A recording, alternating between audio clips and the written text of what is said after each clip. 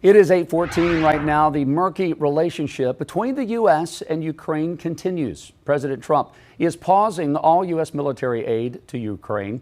The U.S. has sent Ukraine more than $180 billion in aid since Russia invaded 3 years ago. The White House says President Trump is focused now on reaching a peace deal and wants Ukraine's president committed to that same goal. This comes after Ukrainian President Volodymyr Zelensky met with President Trump last week. He was expected to sign an economic deal, but it turned into a heated argument before Zelensky left the Oval Office without a signature. Zelensky also saying yesterday the end of the war between Ukraine and Russia is, quote, still very, very far away. Joining us this morning, Dr. Milada Vakadova, political science professor at UNC Chapel Hill. Milada, always a pleasure to have you on our show. You are an expert when it comes to these relationships, not only globally, but especially in this part of Europe. What is your take on, let's go back to Friday, to this showdown in the Oval Office between Zelensky and Trump, and even Vice President J.D. Vance, just that whole interaction. What is the view, you think, politically around the world of that conversation? Well, I think around the world, our allies are very worried because Zelensky is a wartime president who has led his country fighting against our longtime adversary, Russia. And his country has fought very bravely. And there was a sense that this was sort of an ambush with unclear goals. Like, are you trying to force Zelensky to surrender? You know, this is the question that's being asked kind of around the world. And I think what really sort of stands out is the question of why are we being so harsh on our ally and not demanding concessions from Putin? For example, calling Zelensky a dictator when he's a democratically elected president who's popular, who's supported by more than 60–70% of his citizens right now. All of the opposition parties have said this is not the time for elections in Ukraine. We're in the middle of the war. But we're not criticizing Putin, who is a bloody, vicious dictator who, you know, journalists like you end up in prison and they throw away the keys. 20 years, you'll be lucky to survive. Milada, you have a lot of expertise in looking at relations in European countries. One of the problems that President Zelensky brought up when we talk about diplomacy that he pushed back to Vice President J.D. Vance is that Putin doesn't follow the rules of a ceasefire. He's broken them numerous times. Trump obviously is pushing for a deal to be made. That's why he's saying he's so harsh. But is a deal with Putin even possible? Russia is exhausted. You know, you have a much smaller country, Ukraine, with the help of the United States and our allies, has been fighting a full-scale war with Russia for 3 years now. Russia, the economy is on the downswing. The military is exhausted. They are using donkeys on the front line. And so, you know, everyone in Ukraine wants peace more than anyone outside of Ukraine. But the reality is that you have to keep fighting to be in a strong position where the Russians are at the table wanting and needing to make concessions. The second is there have to be security guarantees because, as you said, before the full-scale invasion in February 2022, there were dozens of ceasefires that the Russians turned around and broke immediately. And so that's why there's such an emphasis on having security guarantees, United States and European allies coming together to guarantee Ukraine's security, as we did actually back in 1994 when we signed the Budapest Memorandum. Ukraine agreed to give up its nuclear weapons in exchange for those security guarantees. Milada, there were hundreds of cameras in that Oval Office with this exchange between Trump and Zelensky.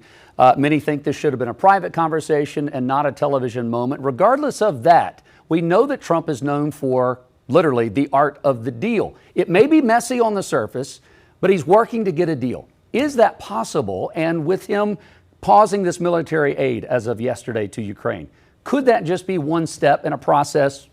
Maybe we don't have all the answers. We let it play out.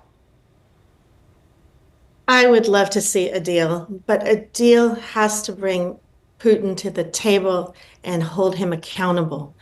And what we've seen here is Moscow celebrating every single day for the last 2 weeks. The newspapers in Moscow are filled with jubilation, saying, I think the spokesman for Putin said yesterday that the United States is now almost fully aligned with Moscow's preferences in world politics. So this is not a position of strength for the United States. We're not pressuring Putin, we're only pressuring Zelensky. So this doesn't strike me as the concern is that this is essentially asking Zelensky to surrender, to say, I'm going to come to the table and give the Russians everything they want in exchange for a ceasefire that the Ukrainians rightly say is only going to be a chance for Putin to rearm. Putin's goals are not to have a small piece of Ukraine. Putin's goals are to eliminate democracy in Ukraine and install a puppet government. Also, the areas that Russia is controlling, is occupying, people are brutally murdered. The schools have been transformed into Russian completely. Ukrainian books are burned. People like school teachers, journalists, even teenagers who say the wrong thing in class are put in terrible prisons, are tortured and disappeared.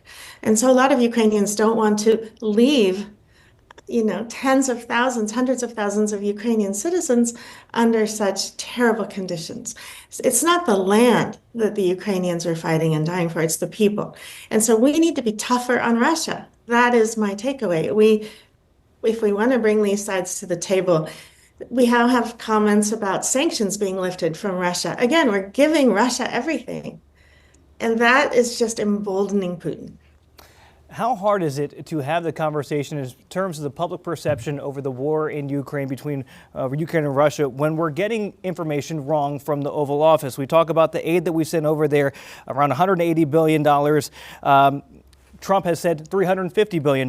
We talk about how much aid that Europe has given, 138, very comparative in terms of we've been given about the same aid. But when the numbers are wrong coming from the White House, how tough does that conversation become looking at the public perspective of the war in Ukraine? It is a tough conversation, but opinion polls that came out yesterday show that only 4% of Americans support Putin in this war. Americans know who our adversaries are and who our allies are. I think what we need is just to go back to good old cooperation with our allies. And by cooperating and working through in a diplomatic way, instead of fighting with our allies, today we are essentially, at war economically with Canada. And this morning, J.D. Vance, I have the quote, said that 20,000 troops from some random countries would not be able to guarantee Ukraine's security. He was referring to the militaries of France and Britain. Those are allies who have fought with us in war after war, who respect us. I think what really worries me as a political scientist is that America's prosperity and our power has come from being admired around the world. Remember Ronald Reagan's shining city on the hill. And we deserve to be admired as a strong, vibrant, liberal democracy, a democracy that has made the priority to invest in our military. But right now, we are making friends and giving everything to a vicious dictator, Putin, and not respecting our allies. And so that really does worry me. Dr. Milada Vakadova with UNC Chapel Hill, political science professor, certainly an ever-changing syllabus for you and your class and your students there at UNC, and the conversation certainly changes every day for us as well. Thank you for your insight into what you think is happening around the world. Yeah, we really appreciate it.